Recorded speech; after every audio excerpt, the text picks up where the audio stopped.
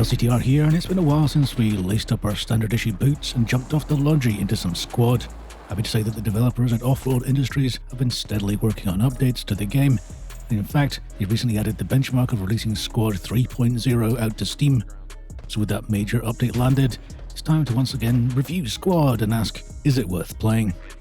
A bunch of notable updates since we last took a look at Squad. There's some very detailed patch notes of all the major on-point releases, but some of the highlights include a visual improvement update, complete with all new settings and a refactor of how the graphics work across all the levels. And with 3.0, we put on the beachwear and dive into the world of amphibious warfare. For the first time in Squad, we have the American Marine Forces starting from a carrier positioned off the coast of the map. Available to make their way into the theatre are a variety of small boats and water-traversing armoured vehicles and other landing craft. It's not just a flat sea either, we have waves and a buoyancy system that really sells the whole experience.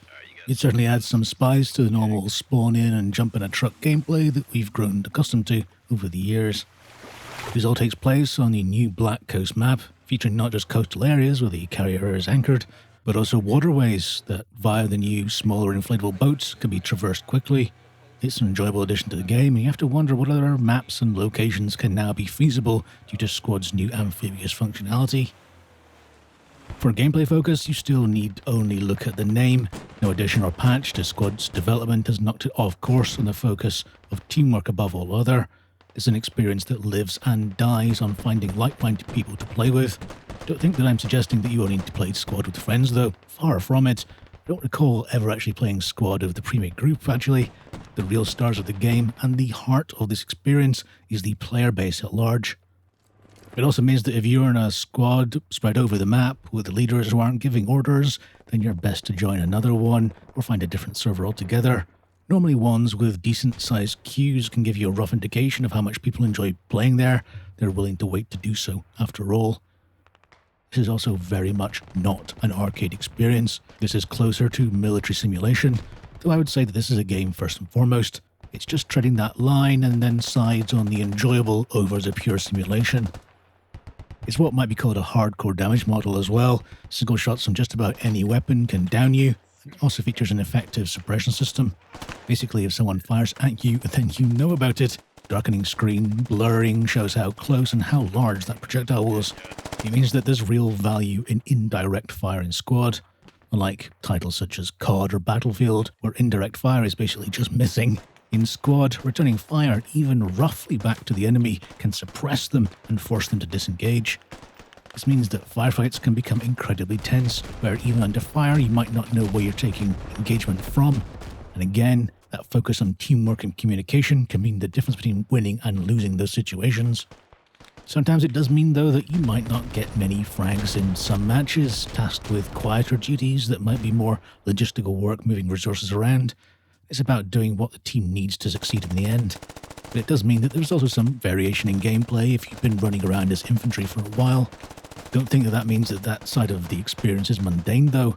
The camaraderie with your squad mates is some of the real enjoyment in this game. The laughs and jokes had while people are moving around, or just people playing Fortunate Son over the comms as you fly in a helicopter. It's about being in moments of extreme stress with that group of people and doing your best. From calling out enemy directions, returning fire, or even helping down colleagues. The whole 1 to 2 hour map-wide war can be out of your control. The teams are 50 versus 50 after all.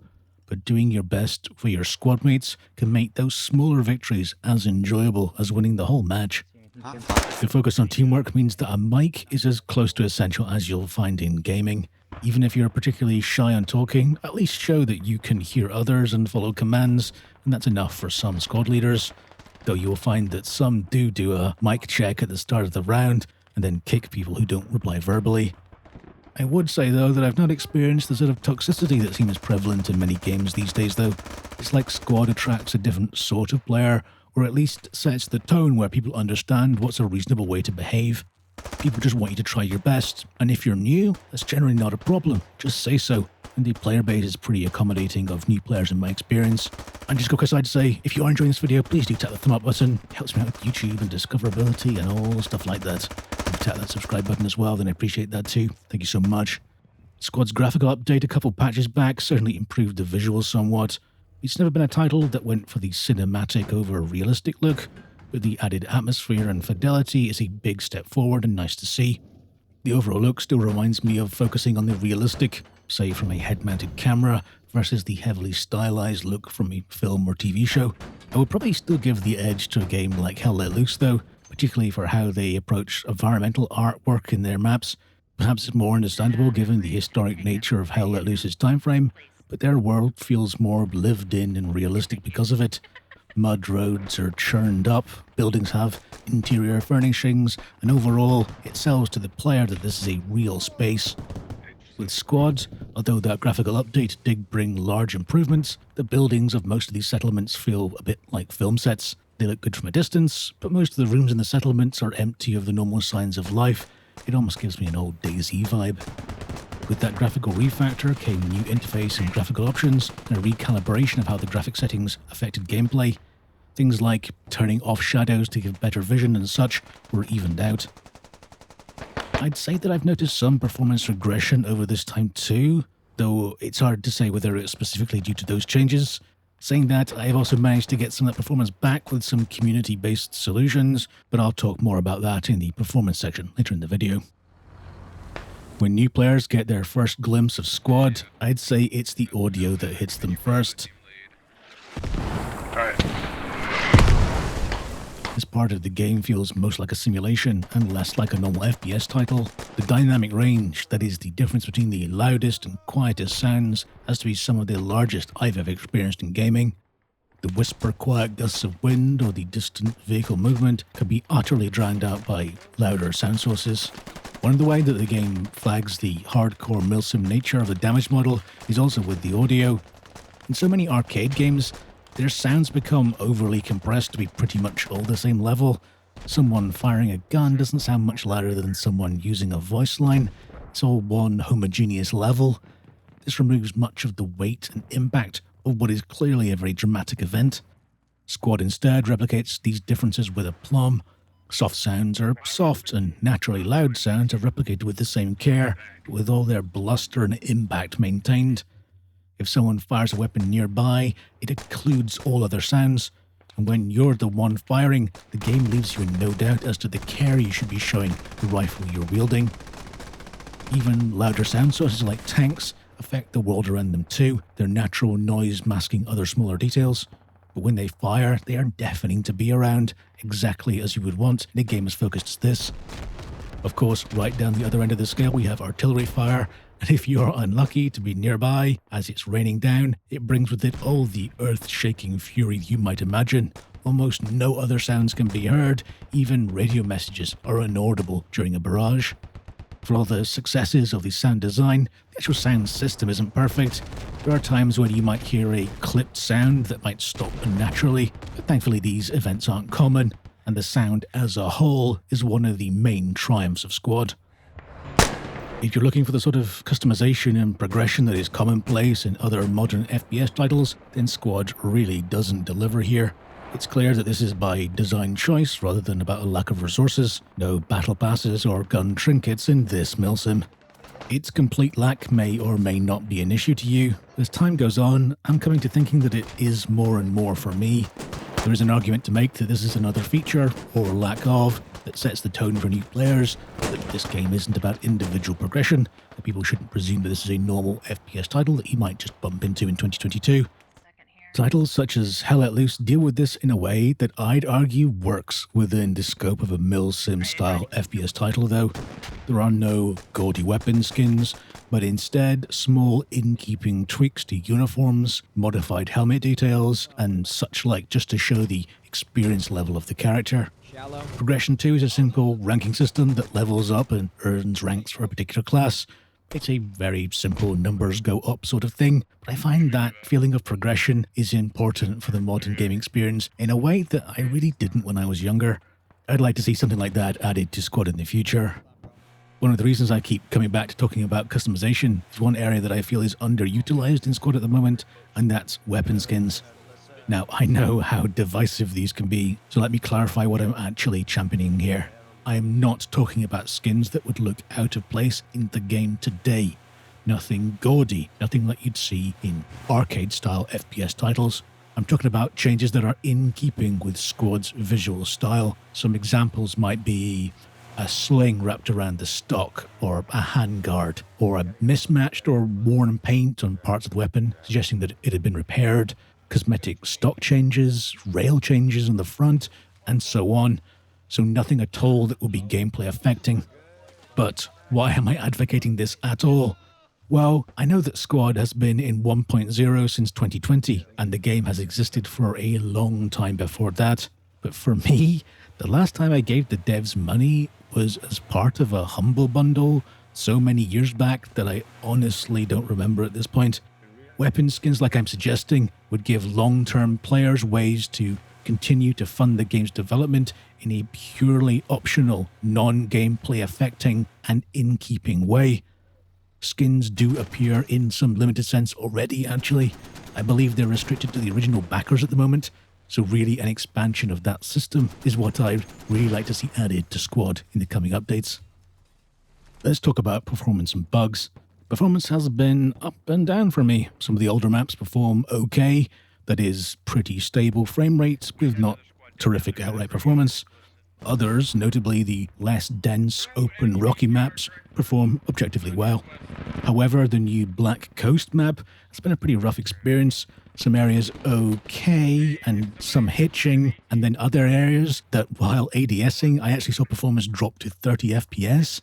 And this is on a pretty modern system, 5900X CPU, a 3070 GPU, and I'll put all the detailed specs in the description below. But for the new map, that's pretty much par for the course in my experience in playing Squad updates. The new map launch is a little rough and lacking performance. It improves over time, and I'd expect the same path for the new Black Coast map. I have had some success in improving frame rates following some suggestions in a Squad Reddit thread though. I'll link it in the description below as well. Basically, I set the power management in the driver to be max performance, and then deleted the DirectX shader cache. This notably improved performance for me, but of course your mileage may vary, as these improvements might be very setup specific, so do take care when tweaking any settings.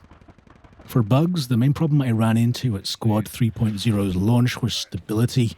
I was regularly seeing the Unreal Engine crash dialogues popping up, and this is especially frustrating when you've waited a significant amount of time to get into a favourite popular server. Helicopter movement, something that was previously addressed in another update, seemed to be poor in 3.0 as well. I'd say more often than not, I'd see erratic helicopter movement. I don't know if this is linked to reduced performance or player latency or even server performance. Anyway, it wasn't the smooth experience that I had since they last fixed it. For player numbers and updates, despite being a milsim title, Squad manages in the region of 11 to 15,000 peak players per day, with obviously more on weekends. This is also boosted with recent updates like 3.0.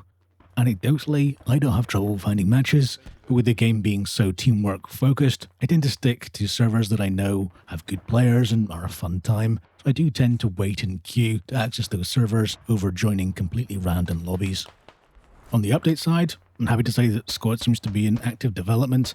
For example, in just over a week after 3.0 was launched, we already had 2 hotfixes addressing stability and other balance issues, so this isn't a dev team that goes dark after a major update.